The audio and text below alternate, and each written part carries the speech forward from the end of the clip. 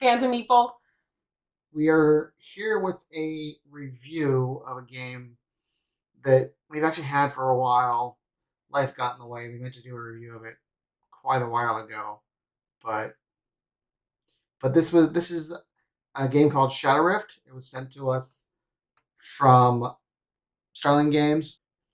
Um, but anyway, we're going to go through what you do to set the game up, and we're going to go through one round of the game, and then we will go into our thoughts of the game, and we'll do a separate video of a full playthrough. So basically, this is a general fantasy game that you're trying to protect the town of Haven from a monster invasion. So you got different things you can do, like you got the villagers down here, you got visitors to the town that are up here. The monsters are up here, and then they'll progress through their attack area, doing different attacks as it progresses through. And then you've got all different skills, attacks, and things you can buy to improve your deck. You start out with a generic deck of 10 cards. Sorry, and you deal 5 cards per hand, unless there's some cards that say you can draw another card when you draw that card. So we'll get into that as we play. And then this set here is the special abilities for the monsters. Some monsters, all the cards are the same, so you can leave it face up. Some of the newer sets have different things that they can do with their special powers. We are playing with one of the newer ones. We're playing with the goblins. And that came from the ShadowRift Boomtown set that we kickstarted and got probably about 6 months ago. Yeah, yeah. So it's one of the newer ones. We haven't played with it before. But they have traps, and all the traps are different, so those are face down. Um, and as you play the monsters, we'll explain how you do that, but they'll be gaining power, and it basically increases the difficulty of the monsters that can come out and the number of monsters that can come out. So, so when you set up, like he said, you have a general deck of 10 cards, and the cards that you get include something called strikes, which is what you fight with. They're also available to buy as well. And then the currency that you use is called prowess. Um, you can either get that from the basic cards or the might cards that you can buy, which are on this side. Those are expendable, so you use them and then they go back. And then as you defeat monsters, you will be getting heroism, which is on the other side. Um, and those, as you can see on the top, you can use it as a coin, as a prowess, or as a blue magic symbol. And some of the cards require that symbol to kind of empower them. And then the villagers are important because they have different abilities. So we didn't get a very good spread at the beginning because we kind of, they're all the guards are out right now. But this one, for example, says aid. And when he aids you, you gain a might. So this is a co-op game. So there's not really like a turn order in this game, which I thought was pretty interesting. You kind of just can go back and forth, whatever, with whatever actions you want to do. But the start of the game, you set it up like this. There's only one visitor here because the one of the visitors that came out was, or one of the travelers that came out was an enemy, and so They're called infiltrators. so when the infiltrators come up here, instead of leaving them up there, you put them down in the discard, the town discard to start out with. And then the way you get these down is by paying the cost that you see on the bottom right corner. And you want to try to get rid of infiltrators. If your city ever fills up with infiltrators, we lose. Yeah, that's one of the ways that you can lose. Is basically if there's no more villagers or walls, correct? Yeah. In the town deck, that's when you lose. Or just face up. Yeah, face up. Um, and then we probably won't get to the point where, hopefully, we won't get to the point where one of our villagers dies in the first round. But if they ever die, you replace them with a corpse in the discard pile. So it starts to kind of clog up your visitor deck. Um, and there are two ways that you can win the game. One way is to close the two cards that are in the monster deck called the ShadowRifts, and it's basically how the monsters are coming into the world. So there's two kind of spread out between the decks. Once they come up, you can use a seal card, which is on this side, to close them. And once you've closed both, then that's one of the win scenarios. The other one is there's a variety of different walls that you can buy to fortify your town. They all have different costs, but once you get all of the walls set up, that's the other way that you can win as well. Basically, you've fortified Haven to the point where the monsters can't get in. Yeah, exactly. So to start out, we don't move the we put it up to 2 to begin with, correct? Mm-hmm. Okay, so this is the monster power points here with the moons. I don't know if you can see it that well on here, but it goes up to 10 plus. They have these little like tokens that have a moon on one side and a blood drop on the other side, and you use these for the damage that you do against the monster or the power. So there are 2 players, so we put it up to 2, and then we flip over the first monster card, and if you can see on here, the number on the top left corner is an 8. So that is higher than the current monster power on this side, so it will not go into the start area. If, however, it had been a 2, then we would have moved it here, and then the next card would have come up on top of the deck. So they don't come out until the number of their power is greater than the number on their card. Okay, so for example, if we have gotten up to the point where it's 4, it'll probably take at least 2 rounds to do that. But let's say that we've been playing and it's now up to 4, and this is the top one that comes up. The top left corner is a 3, so this would come out into the monster start area. And in the monster start area, they don't necessarily do their attacks, but you can still attack them. And so if you look at this card, each card has certain attacks that they do. This one says it is immune to melee, which is great. Which there's 2 different kinds of attack that you can do. There's a ranged and melee attack. So he would be a little bit more difficult to fight, but you'd have to have a ranged attack basically, or you'd have to make your strikes ranged. But once you get to number 1, once it gets to the first monster area, it would do its first attack. So on this card, each hero would gain a wound on the first attack. And then if he's not dead by the point that we reset, he would move here and do his second one. So let's just say that he is in the start area. We weren't able to attack him. The way that you reset is you have to kind of go in order to make sure everything gets reset correctly. But first you would get your deck ready for the next round. So all of your cards go into your discard pile. You draw your next 5 cards, and then you make sure that if it says, draw another card, like on the Might or the Heroism, that you do that. You don't want to shuffle your deck until you have to be able to draw, because there are some cards that work off of your discard pile. So make sure that you leave it up, face up, until you have to draw again. But once you have your deck, then you will remove all of the villagers that you didn't use. They go in the discard pile, and you put some more out here on the bottom from the draw deck. And And then these ones get reset. So we didn't put him in, so he goes on the bottom. And then the top 2 cards come off here. And we're really unlucky this one came out. So he is another negative person. What are they called?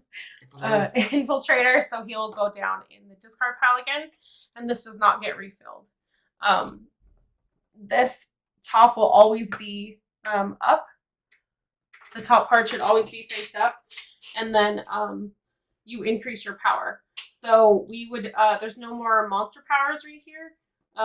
Eventually, if cards escape or if there are power cards that give the monster extra power, that would also increase our power. But since there's no cards here, we just increase it by the number of players. So it would go up to 6, and then that is 7. So we wouldn't be able to put it into the monster start area. I believe we can still attack it though. Is that right? I think so. So what does it say on the top there? Does not hunt unless on a trapped space. Okay, so you want to explain what hunting is? Hunting is if it's in a 1, 2, or 3 space, but it cannot do that ability. Like this one, it would kill a knife, which is an infiltrator. So if an infiltrator is in the town, it would kill that. But if it can't do that, it will hunt, which means taking it off the top of the villager pile. Okay. Kill the top one? Yeah. So if it's a wall or another villager, we would reveal the top until we find a wall or a villager and kill that. Okay. Kill what? Or try and find the next one from here that's a wall or a villager. Okay. Yeah. Okay. And I believe the shield people, I think this one does something different, but the guards usually will kind of take the hit. So I think that supersedes the hunt. If there isn't a like a bread or a hammer in the town and it says to kill one of those, the guard will be killed first before it goes into hunting, is what I believe happens. The rules weren't too clear on that. Yeah, there's a couple rules that are a little vague, so that's one of the things that it's a little frustrating.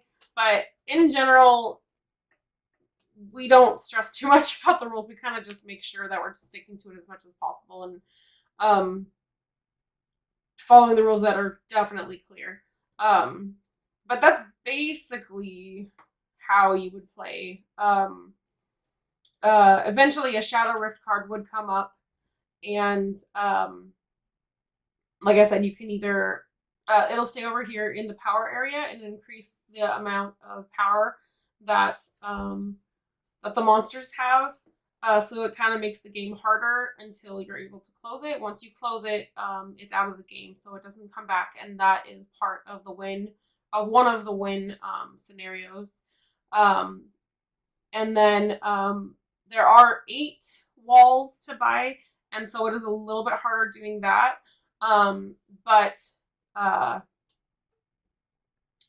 it is another option. So you kind of have to have a lot of resources for that. So I wouldn't necessarily say to decide what you want to do when you're going in, but I would, if you are going for the walls, I would definitely start to get as many resources as early as possible. They do have helpful things in them. They help to do certain things in the game, like this magic barrier one. Once per round, when a monster moves forward, a hero may pay 1 blue magic to prevent it from acting, so prevent it from taking its attack. And these go down into the village area, so they would go into the discard pile, and then once you shuffle, they may come out. And monsters can break walls, so it will either say as its action to break a wall or as part of the hunt when you're pulling it from the top of the deck. If the monster has 2 in its power area, which is this right side right here, if it has 2 in that area, it can break a wall, which means it will put it back into the wall stack. So you can rebuy it, but it is it's a little bit more frustrating because you gotta get those resources again. So walls is a little bit harder, but you're not guaranteed to get a Shadow Rift right away. So you kind of have to decide as the cards come up with what strategy you want to do. But yeah, that's basically how you play the game. I'm trying to think of the other rules that are important. So one of the other things is you can only do one of these cards per turn, right? Um, the ones with the white symbols. The blue ones you can do more than one per turn. But if you're going to use it as a resource, you can't also do the spell. So for example, um, on this temporal anomaly card, it says if you have 1 blue, you may play this when a villager is about to die, and the effect occurs, and this effect that's listed on the card occurs instead of the kill. So if I had this and say a revitalize in my hand at the same time, I could use the revitalize as the resource for this, but then I wouldn't be able to do the information on the spell. So that's another thing to just kind of keep in mind. Um, so yeah, I think we'll talk about kind of what our thoughts are on the game. Yeah, and we've come up with a brand new rating system for games that we for our channel. and we called it the Meeple score.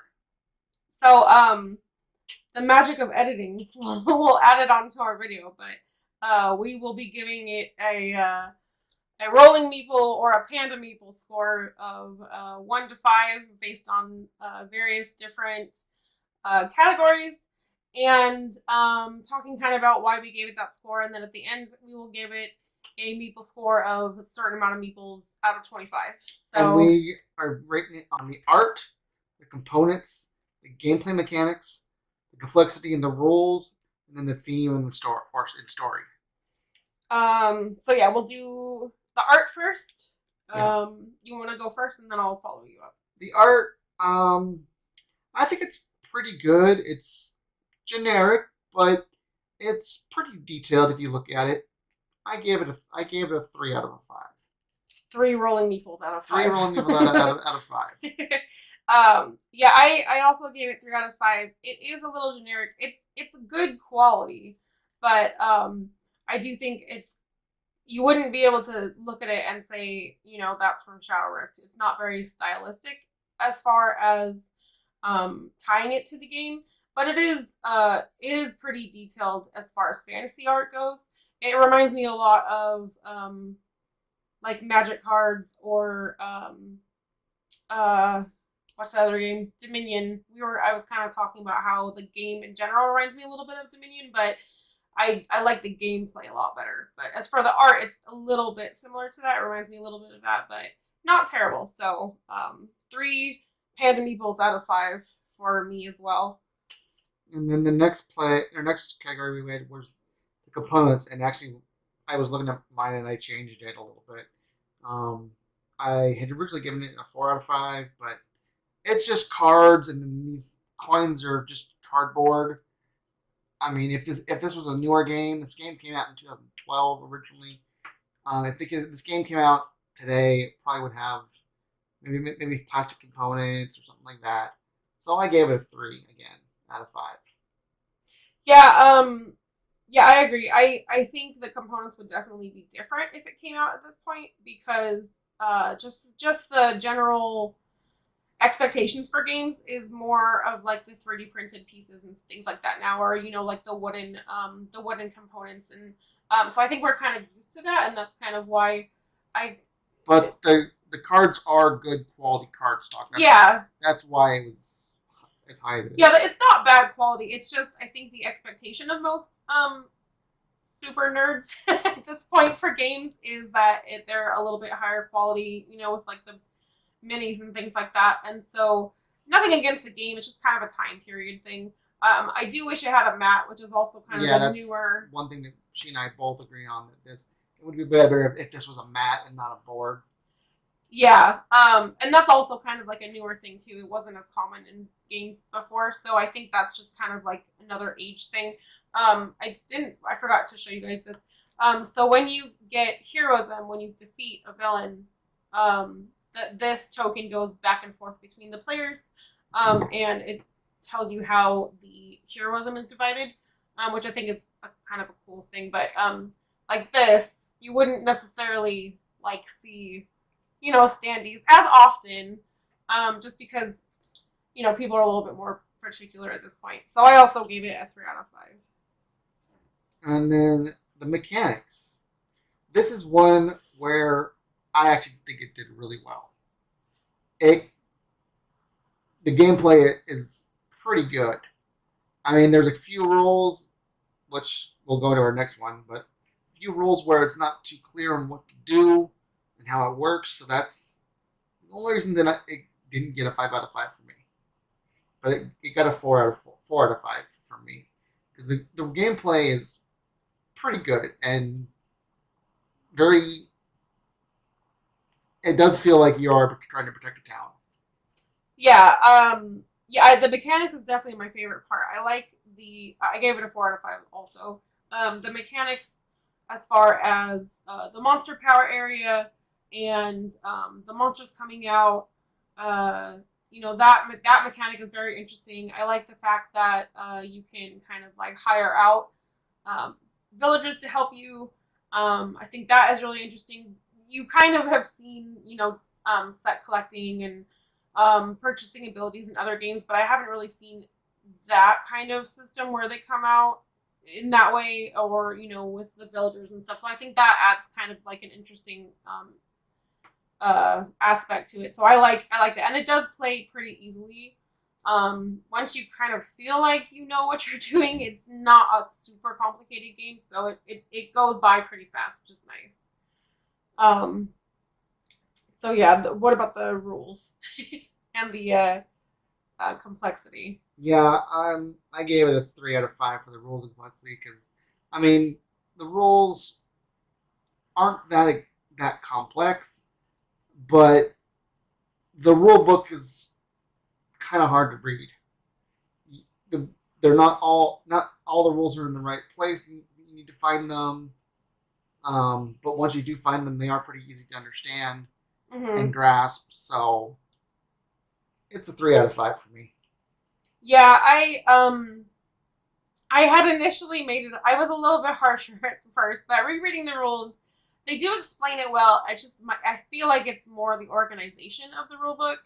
Um, I kind of wish like everything about the monsters was in the same spot and everything about the heroes was in the same spot and so Mm. something like that. So it's a little bit easier when you're trying to figure out something having to do with specifically like a spell or a hero or a monster that oh, it's in this section.